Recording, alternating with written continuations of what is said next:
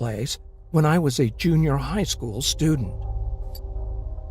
One morning during summer vacation, after my father went to work, my mother and I decided to visit my maternal grandmother, who lived in a rural area. Since my grandmother's house was located in the countryside, getting there required making a left turn, then driving for 5 minutes through a narrow, one-car-wide, unpaved road. There were rice fields and forest on the sides of the unpaved road. As soon as we arrived, I greeted my grandmother, then went into my youngest uncle's room. I used to like visiting my grandmother's house because my uncle was a huge gaming fan and his computer was much better than mine at home. So once I confirmed my uncle was at work, I turned on his computer and started playing Doom 3, which used to be the most popular game once upon a time. After playing the game for about an hour or two, my uncle returned from work.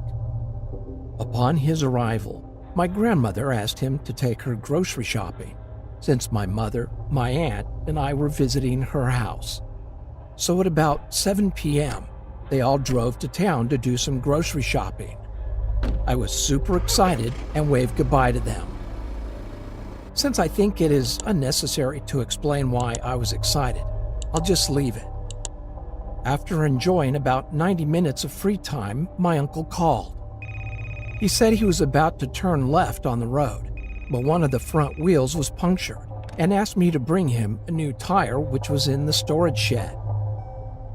As I said before, after making that left turn, it took about 5 minutes to drive through a narrow, unpaved single-lane road to see my grandmother's house, but it took about 20 to 30 minutes on foot.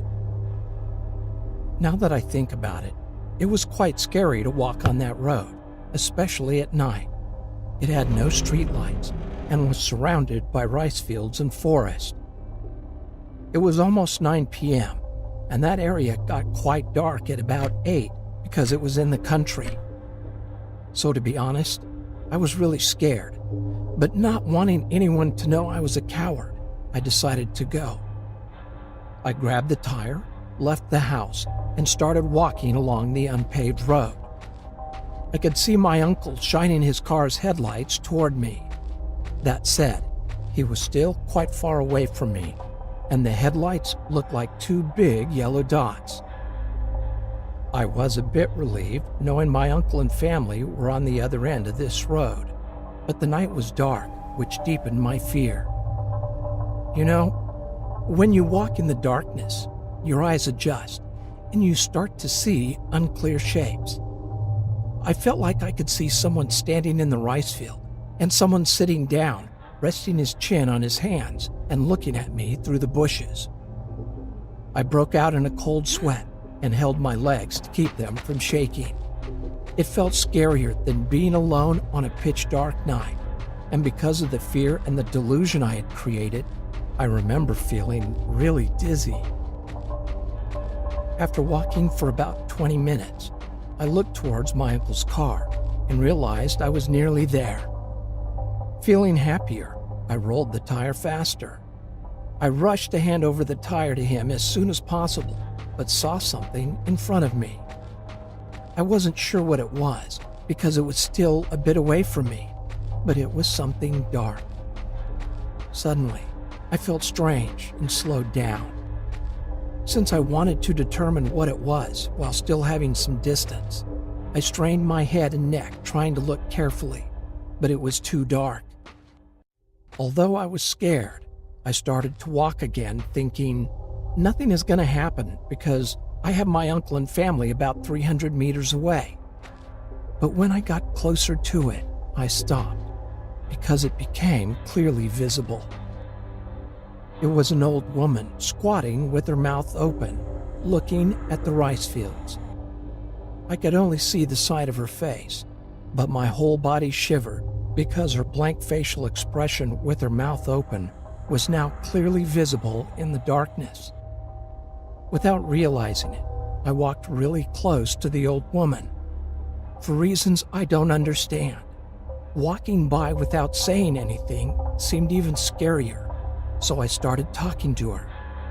With a frightened voice, I asked, "Excuse me, what are you doing here at night?"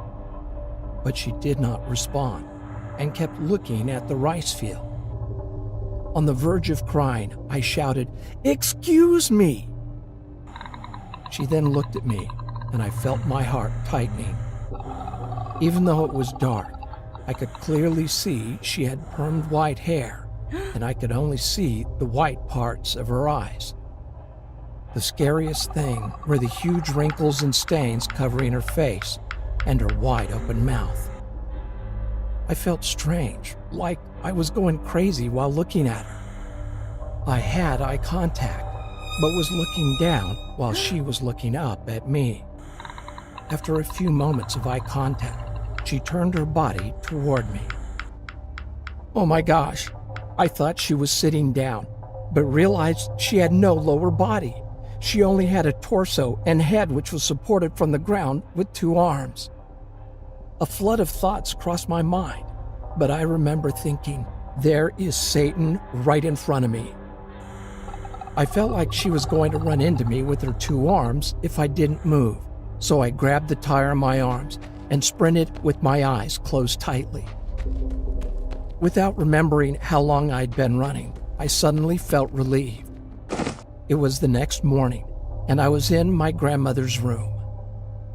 When I asked my mother what happened, she said she was waiting for me in the car and saw me sprinting with my head down, holding the tire in my arms, and suddenly fell off the road, causing my family to come out of the car shocked. After listening to my mother, I told her and my other family members what I went through. Thinking I had suffered a heat stroke, that evening my grandmother made me chicken soup. My uncle told me to stop playing horror games and wouldn't let me play Doom 3 anymore. From then on, I could only play a Star Wars racing game while staying at my grandmother's house. I still believe it was not a ghost that I saw that day. It was just an illusion caused by my mental weakness.